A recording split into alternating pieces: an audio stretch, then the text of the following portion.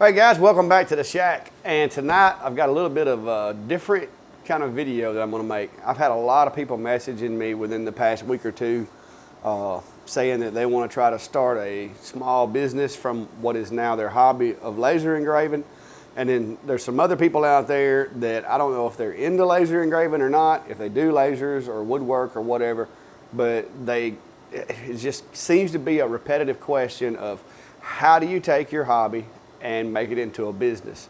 And I'm not a professional at it, guys, but so far I have accomplished that.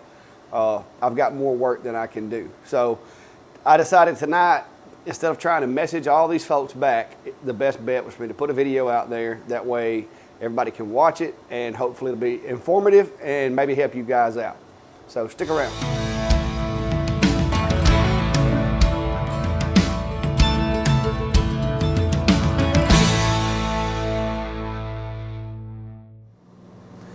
All right, guys, step one, get yourself a cat. No, not really. Fluffy just decided to come visit. But just to give you guys a little bit of a backstory so that I kind of can show you and validate the fact that I actually know a little bit about it.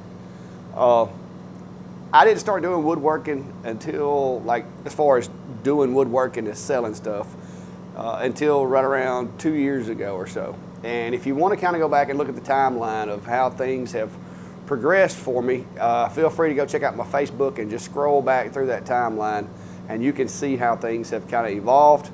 I got my first laser in October of last year, and it was the X-Tool D1 10 watt. And I hear a lot of guys saying that, you know, you can't have a business with a 10 watt, or you can't run a business with diode lasers, and I mean, and that's just, I think that's just garbage. That is not true. I know guys who have a business and support their family, and all they've got is a few tools in the back of their truck. Okay, it's not necessarily the tools that you have that's going to separate you from being able to make it into a business, or, you know, the equipment. It's more you. I mean, you've got to be able to think outside the box. You've got to be able to take what it is that you have and use that to make a product that people will buy, that people want. And the more people want it, the more you can charge. The more you can charge, the more money you make. And now, don't get me wrong, productivity, if you're trying to do high volume productivity, then yes, a 10 watt diode laser is not going to be enough that you're going to be satisfied with it. Fluffy, you really got to lay down somewhere. But I run, and you can see it behind me, I've got two now 20 watt machines and the Monport. The one thing that I will tell you is, if you're trying to take hobby grade tools and lasers and start a business with it, it's going to require a lot of work. It's going to require a lot of marketing. It's going to require you to stay in your area of operation. I mean, you can't be trying to turn out these, 300 piece orders necessarily, unless you want to buy multiple machines. And I will say that with my 20 watt machines, I can turn out batches of 100 boxes, or batches of 100 ornaments, or batches of 100 keychains relatively quick now with two machines. With the 120 watt, I was doing pretty good, but now that I've got two 20 watt machines, and one of them is actually faster than the one that I'm used to, you can turn out a lot more product. So you're gonna have to find a special little niche in your area. The way I do it, like I said, guys, I go out. I went today. I had an ornament that was sent to a business here in town recently, and they put it on their Christmas tree. Somebody came in and basically forced them to sell the ornament to them in the store by offering them an exaggerated price for it. So I went back and touched base with them today, and they're sending me their graphics, and I'm fixing to start turning out some products for them. I also have the one down at our local Peach Park, and all of these little touristy places, you can $2 or $3 keychains and refrigerator magnets. You can sell all of those things that you want, and that's what a lot of my jobs are, just small little jobs like that. Something that I can do and just put those things in a box And then I go around to my different places that sell my stuff. Whatever they're missing, I put it back into the store, and then they sell more of it. Each stop, you know, you're looking at, if you've got 3 or 4 stores, each store you stop at, you know, you're making $100 or so. Those are kind of my little fillers in between the big jobs. Custom engraving for weddings, wedding venues is a big thing. You're going to want to try to seek out these people that are going to want the product that you have. Don't try to force your product onto somebody that doesn't want it, because you're not going to get the price. They're not going to want to pay what you're going to want to charge. You're going to want to stick with wedding venues, memorabilia for, you know, passed away loved ones, engraving personalized items for weddings, wedding venues. The portraits, that's a big thing. The wooden portraits that I do, people love those things. They make great anniversary gifts. They make Christmas presents. They make just whatever occasion. But the biggest thing is marketing, guys. Marketing is more important than equipment, in my opinion, because you can have the best equipment that money can buy in your shop, and if you're no good at marketing yourself and you're no good at getting your product out there, that thing's going to just sit there and collect dust.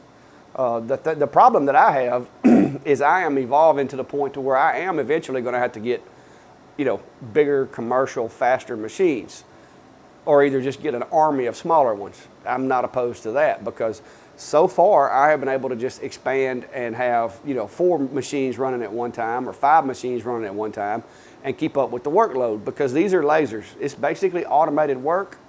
Once you build the design and you send it to the machine, you know, some of these machines take 2 or 3 hours to complete a job, but if you've got 5 or 6 machines running, it makes it a little simpler. You are making me dizzy, Fluffy.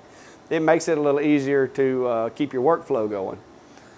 So I see in these, a lot of the YouTube, or not YouTube, but a lot of the Facebook groups, you know, you got these guys saying that if you're really actually going to try to do this as a business, you're going to have, you know, this $10,000 machine or $20,000 machine. But if you don't have enough revenue coming in to pay back the money that you spent on that machine, guys, it's not good to just jump in and buy one of those big machines like that. In my situation, I started out with one 10-watt diode from X-Tool. And then as time went on, I upgraded. I got myself a 20-watt diode. And at that time, I ran the 20 and I ran the 10 at the same time to try to increase my productivity. The 10s I would use for engraving. The 20s I would use for anything that required to be cut out. And I have slowly added machines, and I turned down another business last night because they wanted me to do woodworking builds with engraves, and it was a real estate company, and they were talking about, you know, they were going to want 5 to 6 builds a month, and I just don't have the time right now. Even with my brother helping me, he's a big help, and he's taking a lot of the workload off of me on some of my builds, but I still don't have the time to do that. So the biggest thing to remember, guys, is one, don't let anybody tell you you can't do something. I was told by numerous people that my sawmilling and my woodworking and my lasering was nothing but a money pit. You know, I was told that, you know, you're not exactly going to be able to make any money doing this stuff online. You know, people are not going to want to watch you on YouTube. I mean, you're going to hear that.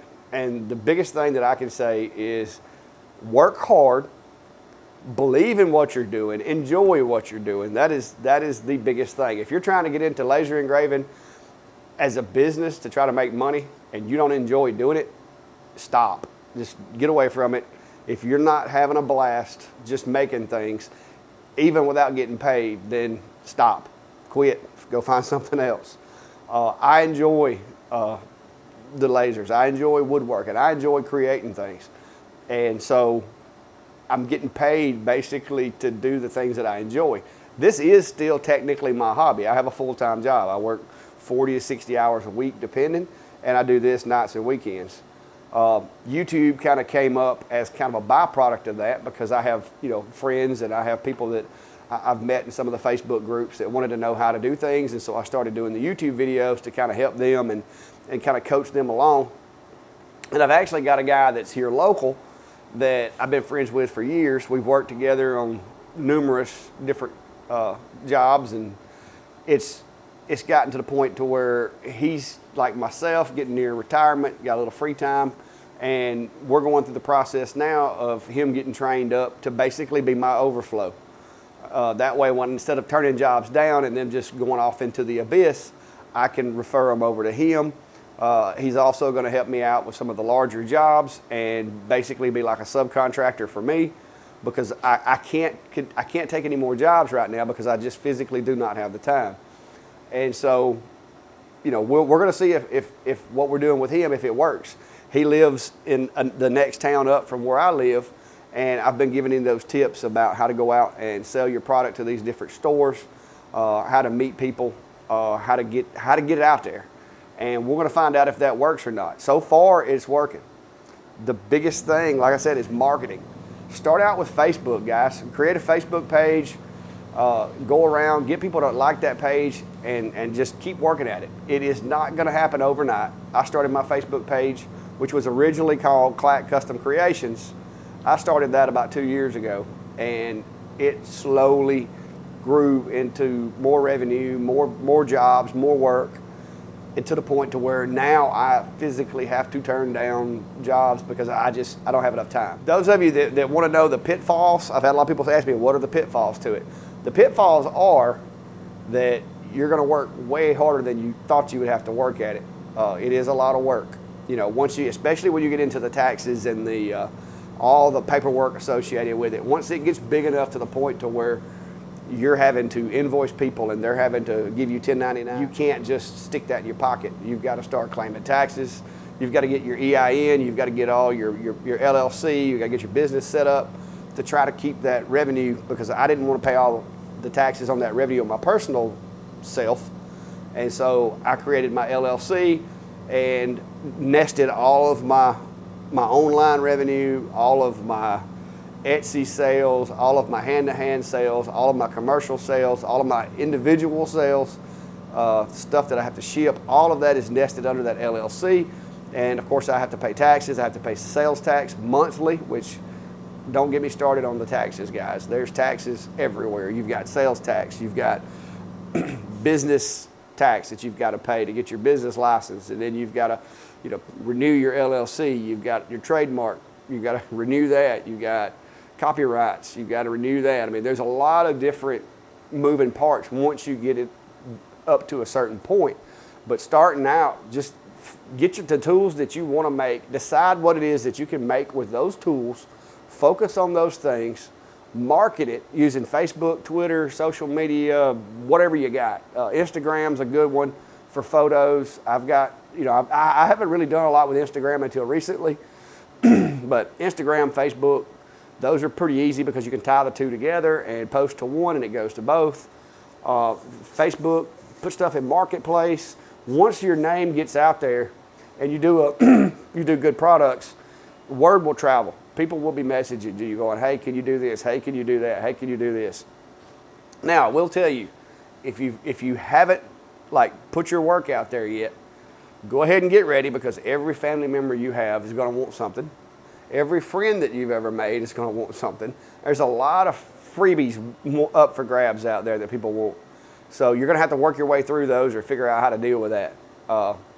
But stick with pieces that you can make, that your time that it takes you to make them is worth it when you sell them. That's how I price everything. If it takes me, you know, I try to come up with an hourly rate for myself, and typically, you know, if I can make 30, just as long as it's just me or whoever, as long as it's just one person, if I can work it out to where I can make $30 to $40 an hour, you know, by myself, then that's, you know, that's a decent price for me.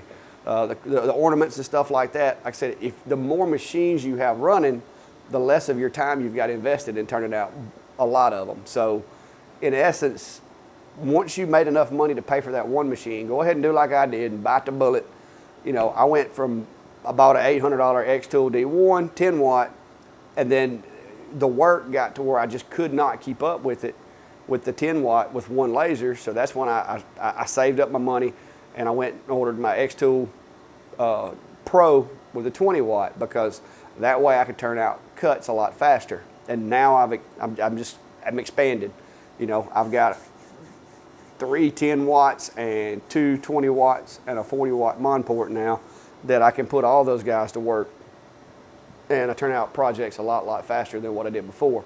So that's, if there was any advice I've got to you guys, marketing. Marketing is it. Save your money right now until you've got the business to support a major investment such as a big, you know, 30-inch framed machine, until you've got it down, as far as until you've figured out how to market your stuff, and until you've figured out how to maintain those relations with your customers, and until you've got word of mouth out there where people are coming to you. Save the money. Just use what you can. I mean, the 20 watts and the 10 watt machines, if you're doing it as a hobby and you just want to make some side cash, there's no reason why you can't make enough side money off of it to do whatever you want to do as a hobby level. I've gotten to the point now to where my time is what's holding me back. I can't get any bigger until I've got more time.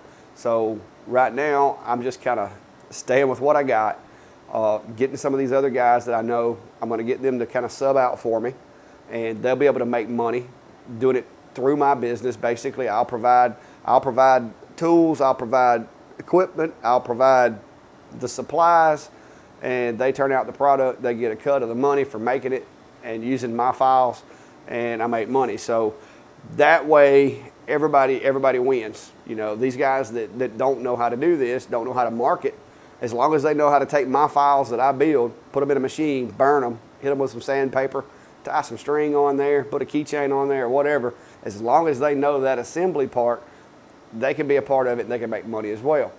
And so the more of those guys that I can get to bring in here and help them get their stuff started, then, you know, that's a win for me. Because right now they're not hurting me, because I can't keep the work I've got coming in caught up. So I need to be able to send work to other people, because the more jobs I turn down, in the long run, it's going to hurt me, because people are going to be like, yeah, I went to this guy, but he didn't have time to get to me, so I had to go look for somebody else. But even if it's a referral to a friend of mine, if I can refer them to somebody, then at least they're going to benefit from it. And then, you know, when they get to where they're overrun, they'll come to me. So that's kind of, networking is a big thing too. Get up with all your crafters in the area. You may find that there's people that do, these are just some of the other crafts that kind of cross-pollinate with laser engraving. If you've got people that do birthday cakes and bake cakes and stuff like that, they use different molds, they use different prints, they use the rollers that I did the other day, the rolling pin, they use those to roll out that fondant, whatever it's called, to make impressions in it. I found that out after I did the rolling pin for the clay, the lady that does the clay earrings. I find out that they also use it in baking and stuff too, that they like the engraved rolling pins. And so now I've been, like, my eyes have been open to a whole nother section of crafters that can use my services as far as engraving different tools or different prints or different stamps or whatever they need for whatever they do. So if you've got an arts council or some type of art organization in your area that deals with, you know, people like, you know, like myself and May and a lot of the other people around town are involved in the arts council, because they actually cover artisans and people who make things or do things with wood, with clay, with paper or whatever. So look into that. I mean, there may be some people there that you can kind of collaborate with to come up with products. But it's work, guys. It's not easy. I work from 8 to 4, my normal hours at my main job. Sometimes I get home at 7, sometimes I get home at 4. It just depends. But from the time I get home until usually around 11 or 12 o'clock at night, I'm out here either working on burns, making videos for you guys, catching up my paperwork on my business books, or editing or doing something. So if you're afraid to really put in the work, then you're going to be disappointed. You've got to put in the work, and that is the one thing that I think has helped me to get my business as good as it is, as quick as I have, is because I'll work till there's no more working to be done. And just like now, I'm making this video while I'm burning some ornaments that were ordered. This is the last order that I'm behind on. and they were ordered at the open house I did for May like 2 weeks ago, and I just now got all the orders that I got after that event. I'm just now getting all those cleared up and moved on and out of my shop so that I can start working on a few others that I have for Christmas. I've got maybe like 2 or 3 more orders that are going to take a little while to do, but I'm trying to get everything done. I'm trying to clear my workspace for Christmas, because I have found too, guys, that those last minute Christmas shoppers, those guys are your friend, because what happens is they can't figure out what to get their loved one, and they're like, I want something original. They go to try to find it, it's not in the stores, and then they go to try to order it, the shipping's going to be too long. And so that last week before Christmas, I usually end up staying out here half the night, but I make good money, because people are like, hey, I saw this on Facebook, I saw this on Instagram, and I want one of these. This is what I want it to say. This is what I want on it. And so I will get slammed the last week or week and a half right before Christmas with those last minute shoppers wanting to get something custom made for their wife, boyfriend, brother, mother, significant other, whatever it may be. You don't have to have the biggest, best machines to make a go at it. Now, if you're trying to start out from zero and support your entire family from this, then this is probably, it's going to be a hard road. I mean, to be able to get it spun up to that point with no other source of income is going to be tough. But if this is your hobby and you're wanting to spin it into something bigger, then just be patient, work hard, market, advertise, get your name out there, and it will grow.